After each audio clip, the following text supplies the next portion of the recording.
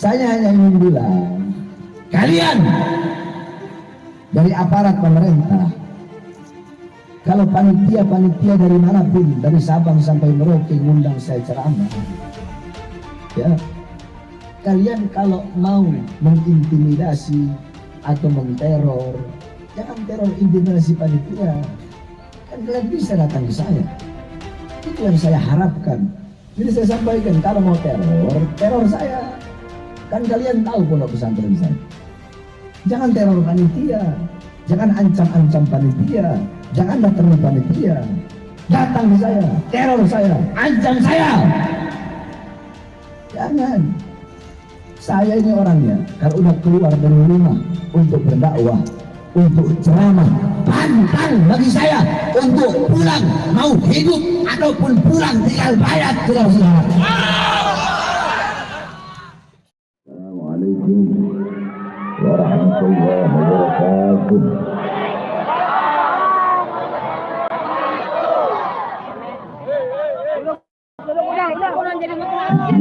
Wassalatu wassalamu ala Rasulillah Muhammad ibn Abdullah wa ala alihi wa sahbihi wa man wala, wa ba'd.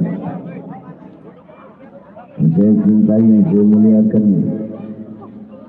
para alim ulama, para habaib, para kiai, para asatidz, para tokoh masyarakat, para aparat pemerintah, wabil khusus segenap panitia peringatan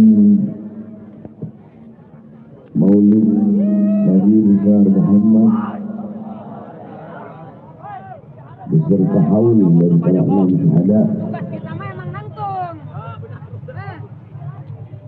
beserta yang saya cintai yang saya muliakan segenap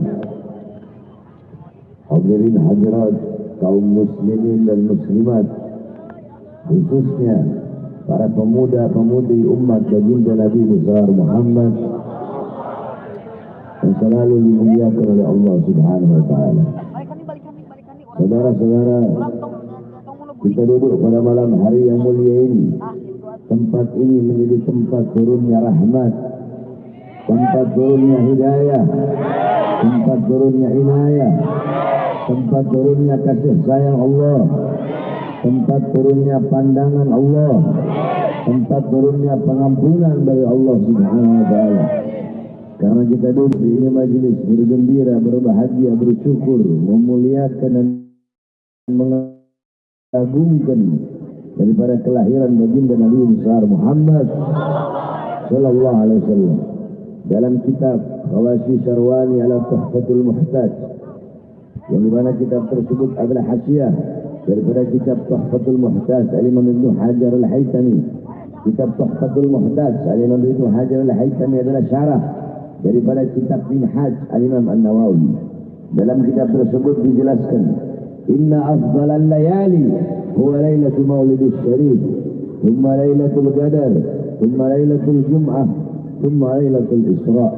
Sesungguhnya malam yang paling utama, malam yang paling mulia, malam yang paling agung adalah malam kelahiran baginda Nabi besar Muhammad.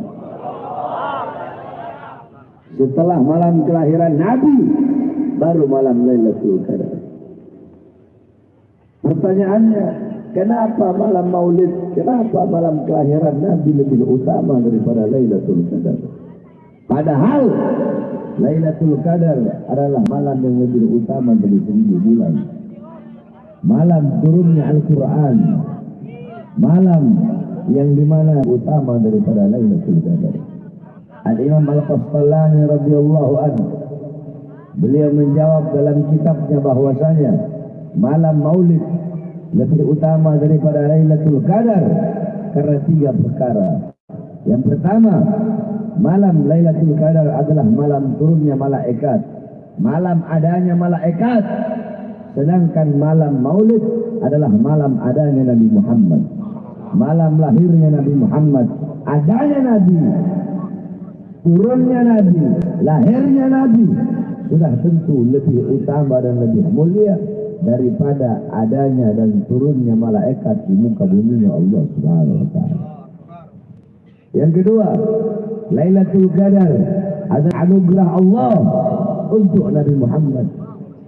Sedangkan malam Maulid adalah malam lahirnya sosok yang diberikan anugerah tersebut. Berarti kalau bukan karena maulidnya Nabi, kalau bukan karena lahirnya Nabi, maka tidak akan ada yang namanya Lailatul. Bahkan tidak akan ada hari-hari besar dalam Islam. Makanya Al-Imam Abuya Sayyid Muhammad bin Ali Al-Malik Al-Hasani, beliau pernah menukil daripada perkataan Al-Imam Sayyid Muhammad Amin Gudbi.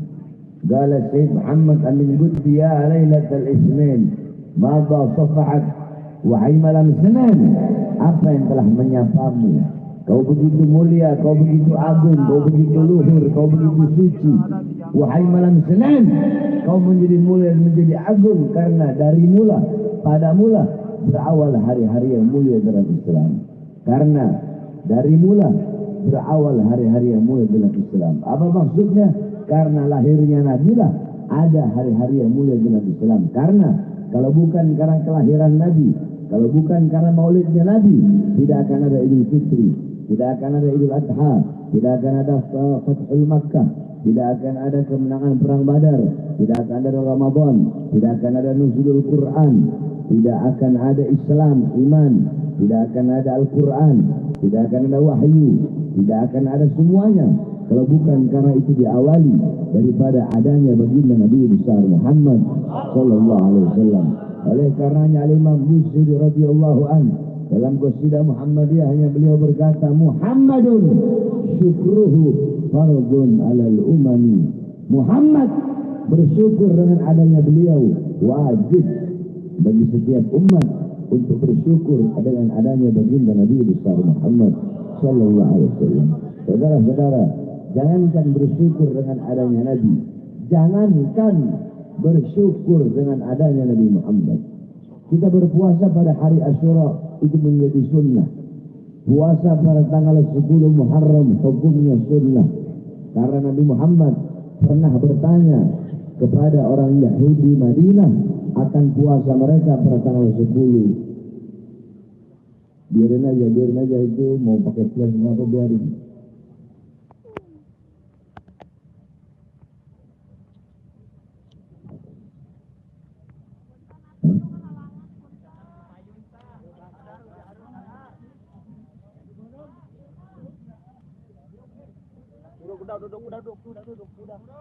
Duduk aja udah.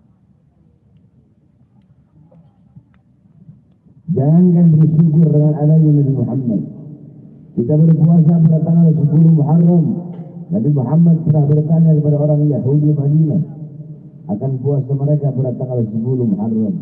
Yahudi Madinah menjawab, kami berpuasa pada tanggal 10 Muharram karena berbahagia, bersyukur atas selamatnya Musa dari kejaran Fir'aun. Nabi pun bersabda, nahnu ahaggu bi Musa minkum. Kami lebih berhak untuk berbahagia atas selamatnya Musa daripada kalian. Nabi pun memerintahkan para sahabat untuk berpuasa pada hari Tasu'ah atau 9-nya. Jadi berpuasa pada tanggal 9 dan 10 Muharram itu menjadi ibadah sunnah karena berbahagia atas selamatnya, bersyukur atas selamatnya Nabi Allah Musa dari kejaran Fir'aun. Saudara-saudara, bersyukur atas selamatnya Nabi Musa dari kejaran Fir'aun menjadi ibadah sunnah. Lantas atas selamatnya seluruh alam jagat raya berkat adanya baginda Nabi besar Muhammad. Jikalau bersyukur atas selamatnya Nabi Musa saja menjadi ibadah sunnah, lantas bagaimana kita bersyukur atas selamatnya alam semesta dan alam jagat raya berkat Nabi Muhammad. Bahkan para nabi dan para rasul semuanya terselamatkan berkat Nabi Muhammad SAW.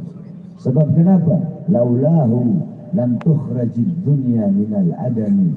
Kalau bukan karenanya Nabi Muhammad SAW, kalau bukan karena beliau, dunia tidak akan pernah keluar dari ketiadaannya. Yakni dunia tidak akan pernah ada kalau bukan karena baginda Nabi besar Muhammad.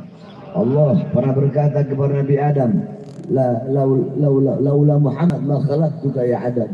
Kalau bukan karena Muhammad tidak akan aku ciptakan engkau wahai Adam.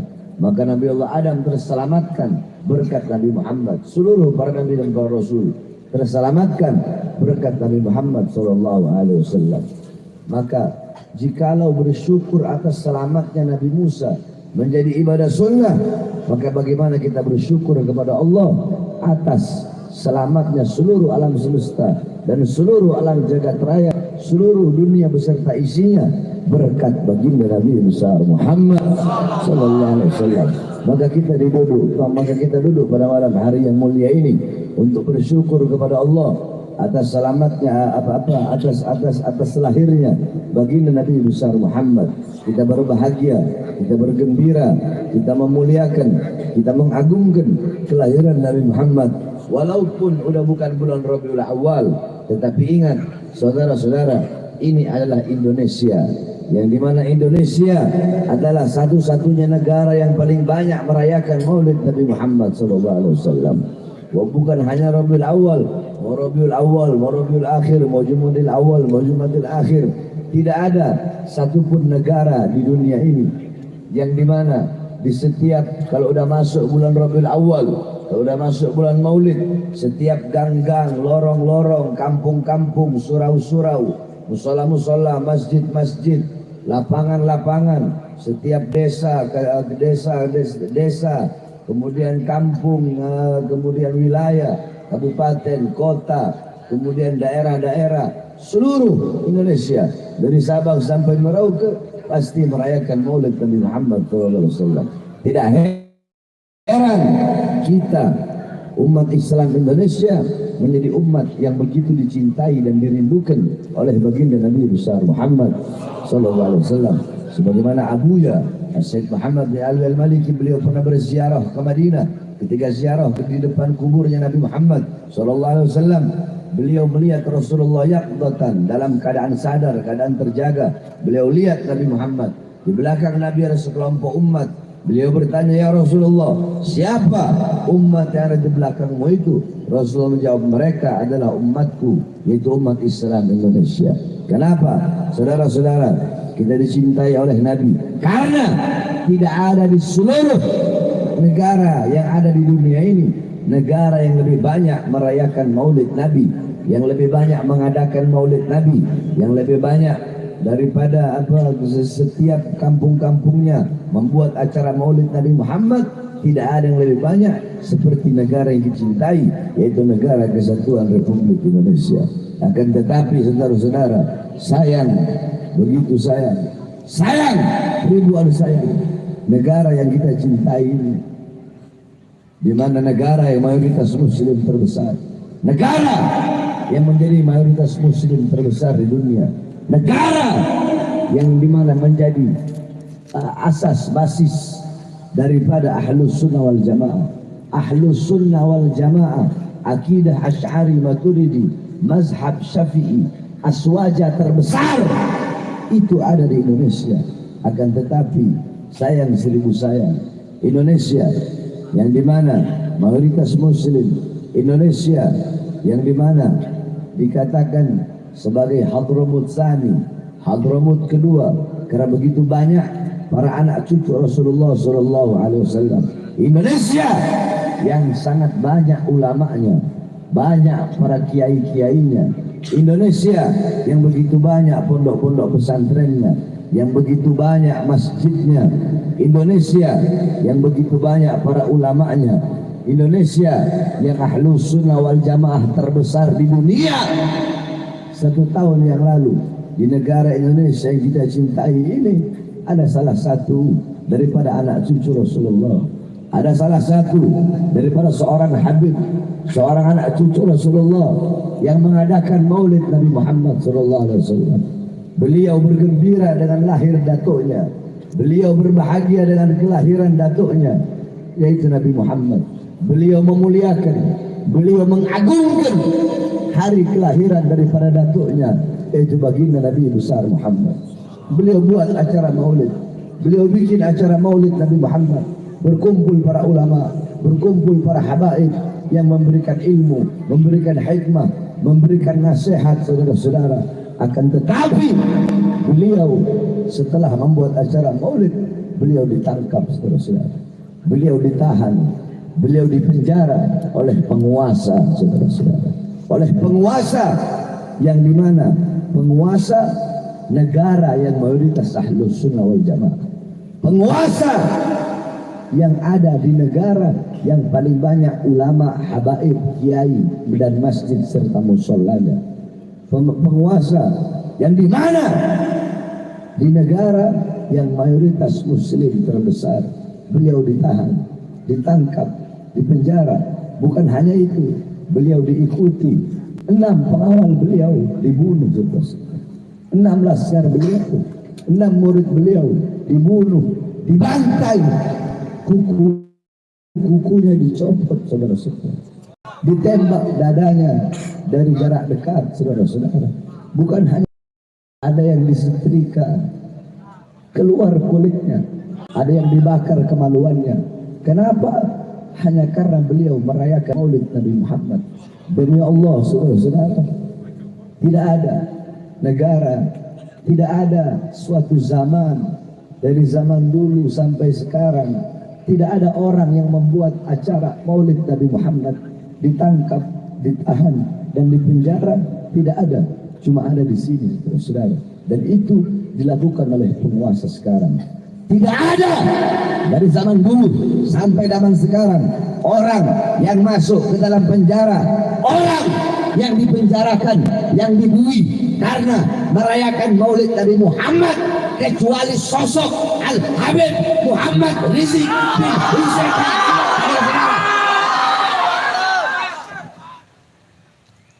Sampai 16 kali dibantai, 16 kali dibunuh, hanya karena memuliakan dan mengagungkan hari kelahiran datuknya baginda Nabi besar Muhammad.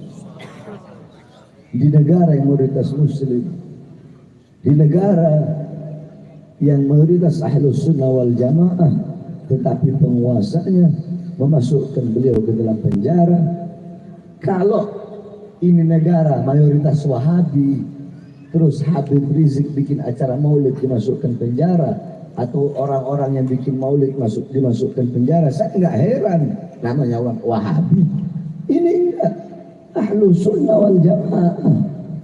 Bahkan banyak daripada orang-orang yang mengaku Ahlus Sunnah wal Jamaah yang dekat dengan para pemerintah, yang mereka tahu bahwasanya kita sama-sama bermaulid, kita sama-sama tahlil, kita sama-sama ziarah kubur, kita sama-sama istighosah, tetapi mereka diam, mereka bungkam. Bahkan banyak juga dari mereka yang mendukung dengan ditangkapnya Habib Muhammad Rizik bin Hussein bin Syekh Abdul Rahman.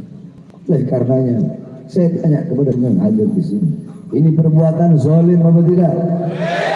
Yang keras, zalim apa tidak? Zalim apa tidak? Zalim apa tidak? Adil apa tidak? Adil apa tidak? Adil apa tidak? Kezaliman lawan apa biarkan? Lawan apa biarkan? Kemungkaran lawan apa biarkan? Lawan apa biarkan? Ketidakadilan lawan apa biarkan? Lawan apa biarkan? Lawan apa biarkan? Saudara-saudara, kita Ahlus Sunnah wal Jamaah, akidah Asy'ari Maturidi mazhab Syafi'i, kita tahu haram melawan pemerintah yang sah, betul? Haram menjatuhkan pemerintah yang sah, betul? Tapi yang kita lawan bukan pemerintahnya, bukan negaranya. Kenapa? Karena bagi kita, bagi kami, negara kesatuan Republik Indonesia adalah harga mati. Pancasila adalah harga mati, UUD 45 adalah harga mati, merah putih adalah harga mati. Tetapi yang kita lawan adalah kezalimannya, yang kita lawan kemungkarannya, yang kita lawan kebiadabannya, yang kita lawan ketidakadilannya. Dan ini akan terus kita lawan sampai titik darah penghabisan, saudara-saudara.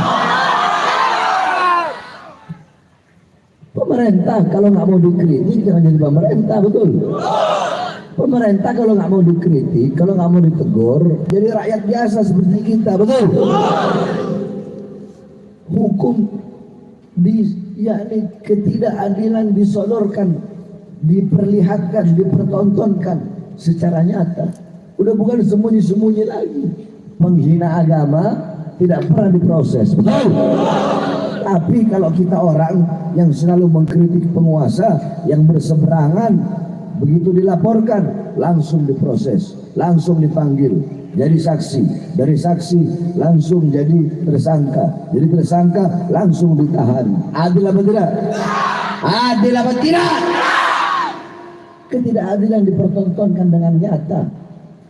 Saudara-saudara, Al-Habib Muhammad Rizieq bin Husain bin Syihab, beliau diborgol kedua tangannya hanya gara-gara maulid Nabi Muhammad. Tangan yang mengalir darah suci Rasulullah diborgol. Sedangkan tangan-tangan kotor para koruptor tidak diborgol, saudara-saudara. Beliau dibikin seperti seorang penjahat besar. Beliau dibikin seperti seorang gembong dan bandar narkoba. Padahal beliau hanya melakukan maulid Nabi besar Muhammad sallallahu alaihi wasallam. Oleh karenanya sudah cukup. Selama ini cukup sudah. Kalian tertidur. Selama 3 tahun saya masuk penjara. Habib Rizieq masuk penjara 1 tahun. Umat bungkam, ulama bungkam, ustaz, kiai, habibnya diam. Apalagi dengan tewasnya 6 syuhada. Makin banyak saya lihat para laskar-laskar yang takut. Banyak laskar-laskar yang bungkam, diam, tengkurap. Sekarang sudah cukup saatnya kalian tengkurap. Cukup saatnya bagi kalian untuk diam. Cukup saatnya bagi kalian untuk bungkam. Sekarang sudah cukup saatnya bagi kalian tertidur. Sekarang saatnya kalian bangun untuk bangsa. Bangun kalian untuk agama kalian. Bangun kalian untuk ulama kalian. Wahai para ulama, para habaib, para kiai yang ada di Purwakarta, wahai para pejuang, wahai para laskar, wahai para umat Islam yang ada di Purwakarta, cukup sudah. Selama ini kalian terdiam, kalian tertidur, kalian bungkam. Sekarang saatnya kalian bangkit. Sekarang saatnya kalian bangun untuk membela agama, membela bangsa, membela negara, membela umat Islam. Sampaikan kepada mereka, para pengkhianat-pengkhianat bangsa. Sampaikan kepada mereka dari para pejabat-pejabat, menteri-menteri yang bertambah kekayaannya di masa pandemi, sedangkan rakyatnya susah. Yang hidup senang di saat rakyatnya kelaparan, yang hidup senang di atas penderitaan rakyat. Sampaikan kepada mereka yang terus mengirim tenaga kerja dari asing, sedangkan pribumi Indonesia, pemuda-pemudinya masih banyak yang pengangguran. Sampaikan kepada mereka bahwasanya di dalam hati kami para pemuda-pemudi merah putih selalu hidup abadi. Maka sampaikan, kami bersumpah demi Allah, selama darah kami masih merah, tulang kami masih putih, merah putih, maka selama itu kami akan tegak berdiri, tidak akan pernah tunduk kepada kezaliman, tidak akan pernah tunduk kepada ketidakadilan. Selama darah kami masih merah, tulang kami masih putih, merah putih, maka selama itu kami pemuda-pemudi Indonesia akan bangkit, akan berjuang, berada di barisan paling depan untuk membela negara kesatuan Republik Indonesia. Saudara-saudara, saya tanya, siap berjuang untuk bangsa? Siap berjuang untuk Islam? Siap berjuang untuk negara? Siap bersatu? Allahu Akbar! Allahu Akbar! Allahu Akbar! Kita sekaligus haul daripada 6 syuhada. Saya sampaikan kepada kalian, khususnya para laskar. Saudara-saudara, 6 syuhada tersebut, mereka telah membuktikan kecintaannya kepada anak cucu Nabi Muhammad. Ente di semua nih, ente semua. Ente semua nih yang hadir di sini. Ente semua yang hadir di sini kebanyakan cuma congornya ente ngomong, ana muhibbin bid, ana cinta sama Habib, cinta sama Habib, cinta sama Habib. Ente semua, ente semuanya ente yang hadir di sini. Ana nggak ngomong yang perempuan, ana ngomong ente yang laki-laki, khususnya yang muda-muda, bukan yang tua-tua, yang 50 tahun ke bawah. Ente semua, ana tanya, ente jawab yang jujur. Kemarin ente orang ikut gak jemput Habib Rizieq ke bandara? Jawab! Jawab! Ikut? Banyak yang ikut? Kemana itu orang waktu sidang Habib Rizik?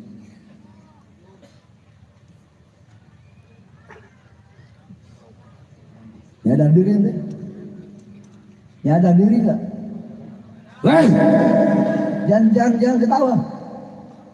Jangan mes-mes sama orang. Anda nggak bercanda. Ente orang yang undang Habib Rizik datang ke Indonesia. Ente sambut di bandara jutaan orang. Ketika beliau masuk penjara di sidang, kemana? Yang ada hanya ibu-ibu. Itu pun sedikit ibu-ibu dari Jakarta. Kemana itu orangnya laki-laki? Semenjak 6 pengawal dibunuh, ente diem, ente ketakutan, tengkurap, takut di penjara. Bagaimana ente mau berjuang dibunuh? Di penjara aja ente takut. Mengeluarkan tenaga, harta sedikit untuk pergi dari Purwakarta hadir sidang aja ente gak mau. Terus ente mau ngomong, saya pecinta ulama, saya pecinta Habib Rizik. Pendusta kalian. Lihat kelak di akhirat. Orang yang kalian akui, saya cinta kepada Habib ini. Di akhirat, Habib itu yang dizolimi. Nanti di akhirat akan mengadukan diamnya dan bungkamnya kalian kepada kakeknya Nabi Muhammad SAW. Kami akan menjadi saksi atas bungkamnya kalian, diamnya kalian, atas apa yang dilakukan oleh penguasa kepada anak cucu Rasulullah SAW. Oke lah anak, nggak perlu, kalau anak nggak perlu, karena anak bukan siapa-siapa. Tapi Habib Rizik, jutaan orang datang ke bandara. Ente orang ikut jemput semua dari Purwakarta, dari mana-mana datang. Kemana waktu sidang? Sidang pertama, sidang kedua, sidang ketiga, sidang keempat, nggak ada. Yang ada hanya ibu-ibu. Terus congor kalian ngomong pecinta Habib Rizik, congor kalian bilang pecinta Habib Bahar, pecinta ulama, penjaga ulama. Bagaimana? Oleh karenanya hadirin sekalian, dengan wafatnya 6 laskar, khususnya para laskar. Hei, kalian para laskar, para pejuang, dengarkan. Dengan wafatnya 6 laskar, itu menjadi bukti kecintaan mereka kepada anak cucu Nabi Muhammad. Lihat bagaimana keberanian mereka. Sampai-sampai nyawa, jiwa mereka melayang. Nyawa mereka korbankan, jiwa mereka korbankan, darah mereka tumpahkan demi membela Habib Rizik sebagai anak cucu Rasulullah. Itu yang baru namanya cinta, saudara-saudara. Itu yang baru namanya pengorbanan. Itu bukti yang benar-benar nyata daripada cinta. Karena cinta tempatnya bukan hanya di mulut, saudara-saudara. Ngomong cinta, kehujanan aja nggak ada. Alasan jauh, capek, hujan, apapun kalian dijadikan alasan. Itu bohong, kalian hanya ikut-ikutan. Lihat 6 orang tersebut. Itu adalah bukti daripada kecintaan mereka. Itu tujuan daripada hidup mereka. Mati membela Islam, mati menjaga anak cucu Rasulullah SAW. Dan insya Allah sekarang mereka bisa berkumpul bersama kakeknya Habib Rizik, yaitu Rasulullah SAW. Kenapa? Karena mereka wafat, mereka meninggal untuk menjaga dan membela anak cucu Rasulullah SAW. Nah, wafatnya 6 laskar tersebut, meninggalnya 6 laskar tersebut, jangan kalian jadikan air yang memadamkan semangat juang kalian. Aduh, saya takut nanti kalau bangkit berjuang lagi, nanti saya ditembakin kayak 6 laskar tersebut. Jangan jadikan wafatnya beliau-beliau, jangan jadikan syahidnya 6 laskar tersebut sebagai air yang memadamkan semangatnya kalian. Jangan. Terus gimana, Bib? Jadikan wafatnya mereka, jadikan 6 laskar yang wafat, yang syahid, yang meninggal dunia, jadikan kejadian itu, jadikan kisah mereka seperti bara yang membakar semangat kalian untuk semakin berjuang membela anak cucu Rasulullah Sallallahu Alaihi Wasallam, saudara-saudara. Jangan kalian jadikan air, tapi jadikan jadikan bara api yang menambah semangat kita untuk berjuang di jalan Allah Subhanahu wa Ta'ala. Makanya saya tanya semuanya, siap mati? Siap mati? Ya, mulut ente doang ngomong siap. Bohong semua kalian. Mulut congor aja ngomong siap. Siap mati, siap hancur, siap binasa, siap di penjara. Nah, kan kayak tadi kan cuma sedikit yang ngomong siap. Tadi semuanya ngomong siap. Begitu anak tegur hanya sedikit yang ngomong siap. Disitulah kelihatan mana munafik mana enggaknya. Saudara-saudara, saya Bahar bin Smith. Kalian masih ingat 1 tahun 6 bulan yang lalu, waktu saya baru keluar dari penjara di lapas Cibinong. Masih ingat gak? Masih ingat kan? Siang saya keluar, malamnya saya ceramah. Betul? Malam kan saya ceramah? Iya. Saya ceramah membela rakyat. Iya kan? Saya ceramah, saya bahas, Jokowi, Presiden, kenapa? Apa rakyat kau kurung dalam rumah, tidak kau kasih makan, kau mau bikin mati rakyat. Kenapa warung-warung kecil milik pribumi kau tutup, mal-mal milik orang-orang asing kenapa tetap buka? Kenapa tenaga kerja asing tetap kau kirim dari luar negeri? Itu ceramah saya bela rakyat bukan? Saya tanya, bela rakyat bukan? Siapa yang saya bela? Siapa yang saya bela? Siapa yang saya bela? Rakyat yang saya bela. Walaupun saya tahu resikonya saya masuk penjara. Saya tahu itu bukan enggak. Saya tahu kalau ini saya ceramah, sebelum saya pegang mic, saya udah tahu. Ini kalau saya pegang mic, pasti resikonya saya bakal masuk penjara lagi. Tapi saya ambil resiko tersebut. Kenapa? Demi kalian sebagai umat Nabi Muhammad. Demi kalian, demi kita sebagai bangsa dan rakyat Indonesia, saudara-saudara. Saya dimasukkan penjara lagi. Saya dibawa ke Nusa Kambangan, diborgol kedua tangan saya, diborgol perut saya, tangan diborgol, perut diborgol, kaki diborgol. Semuanya saya ikhlas. Karena risiko paling kecil bagi kami adalah di penjara. Risiko yang paling besar, kami mati dibunuh, bisa diracun, bisa kami dipotong-potong menjadi beberapa bagian sampai habis semua daging tulang kami hancur. Bisa kami dibuang kemana. Pokoknya risiko paling kecil di penjara, risiko paling besar kami dibunuh. Dan saya mengambil semua risiko tersebut. Demi apa? Demi tegaknya agama kakek saya Rasulullah. Demi apa? Demi bangsa, rakyat Indonesia. Demi siapa? Demi kalian sebagai umat kakek kami Rasulullah SAW. Oleh karenanya saya sampaikan pada malam hari ini, saudara-saudara, banyak sekali saya punya jadwal penuh. Jadwal saya itu penuh sampai tahun 2024. Nah, polisi, baik dari polisi atau dari tentara, ya,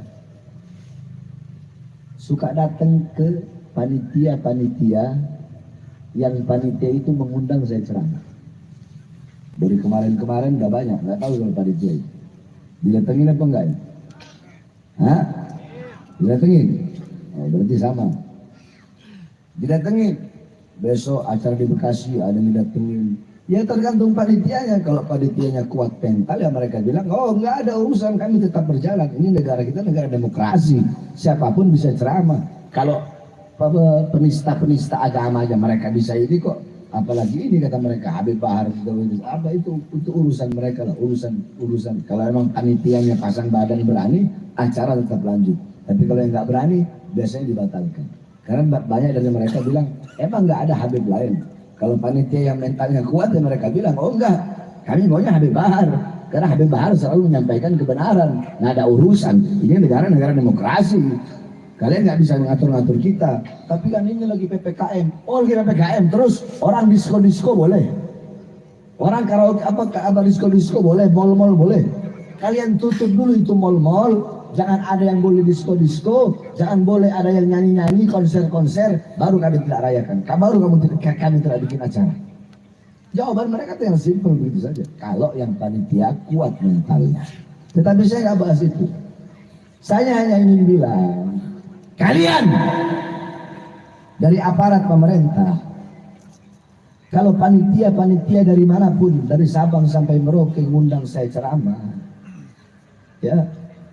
Kalian kalau mau mengintimidasi atau menteror Jangan teror intimidasi panitia. Kan kalian bisa datang ke saya. Itu yang saya harapkan.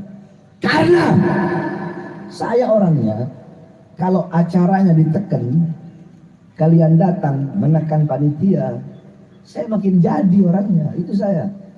Karena saya itu kayak bola karet. Bola karet dipencet, dia nggak mendem ke dalam. Bola karet dipencet, dia makin melambung tinggi ke atas, saudara-saudara. Itu saya orangnya. Jadi saya sampaikan, kalau mau teror, teror saya. Kan kalian tahu pondok pesantren saya. Jangan teror panitia, jangan ancam-ancam panitia, jangan datangi panitia. Datang ke saya, teror saya, ancam saya. Jangan. Saya ini orangnya, kalau udah keluar dari rumah untuk berdakwah, untuk ceramah, pantang bagi saya untuk pulang, mau hidup ataupun pulang tinggal bayar, saudara-saudara. Makanya saya katakan risiko paling kecil itu di penjara, risiko besar saya dibunuh. Oleh karena yang saya sampaikan, jangankan hanya di penjara, saudara-saudara. Jangankan cuma di penjara, hei, dengarkan. Jangankan cuma di penjara, difitnah, dihina, dicaci, atau dimaki. Bagi saya, Bahar bin Smith, demi Islam, demi umat, demi rakyat, demi bangsa, demi merah putih, demi tegaknya Garuda, demi Indonesia, demi rakyat, jangankan cuma di penjara, nyawa saya, jiwa saya murah harganya untuk tumpah demi bangsa dan rakyat Indonesia. Oleh karenanya saya tanya sekali lagi, siap berjuang? Siap berjuang? Siap berjuang? Siap mati? Siap di penjara? Siap hancur? Siap binasa? Siap bela Islam? Siap bela bangsa? Siap bela rakyat? Siap bela ulama? Siap bela Indonesia? Allahu Akbar! Allahu Akbar! Allahu Akbar! Mudah-mudahan Allah jadikan pemerintah kita pemerintah yang baik. Penguasanya penguasa yang baik. Yang mensejahterakan rakyat, yang memakmurkan rakyat, yang adil. Amin amin ya rabbal alamin. Kita sudah doakan pemerintahnya, penguasanya agar baik. Kita sudah kritik, kita sudah nasihati, kita sudah doakan yang baik. Akan tetapi kalau tetap mereka masih seperti itu, zalim, tidak memakmurkan rakyat, maka kita doakan agar Allah berikan kehancuran. Amin amin ya rabbal alamin. Terakhir saudara-saudara, sebelum saya tutup, sebagaimana yang saudara-saudara tahu bahwasanya kami sedang membangun pondok pesantren dan kami tidak minta bantuan, tidak menerima bantuan di pemerintah khususnya karena ikhtiar berhati-hati. Kehati-hatian kami bukan berarti kalau menerima bantuan dari pemerintah salah, enggak salah. Tapi kami, saya haramkan karena ikhtiar berhati-hati. Takutnya kalau kami terima itu bisa menjadikan kami mendiamkan kezaliman-kezalimannya sehingga kami menjadi yakni orang-orang yang mendiamkan kezaliman, mendiamkan kemungkaran dan tidak menyampaikan daripada kebenaran. Oleh karenanya sambil diri dengan salawat prajurit pembela Rasulullah, saya harapkan saudara-saudara menyisihkan, mengeluarkan hartanya di jalan Allah Subhanahu wa taala. Mudah-mudahan tidak kita keluar dari majlis kecuali Allah ampuni seluruh dosa-dosa kita. Amin amin ya rabbal alamin. Prajurit pembela Rasulullah, untuk agama dan kita, untuk negara, satukan hati, satukan jiwa. Musuh hidupkan mata, lawan dia sampai berdarah. Sisi Allah mati syahid dalam hari raya. Maju ayo maju ayo terus maju.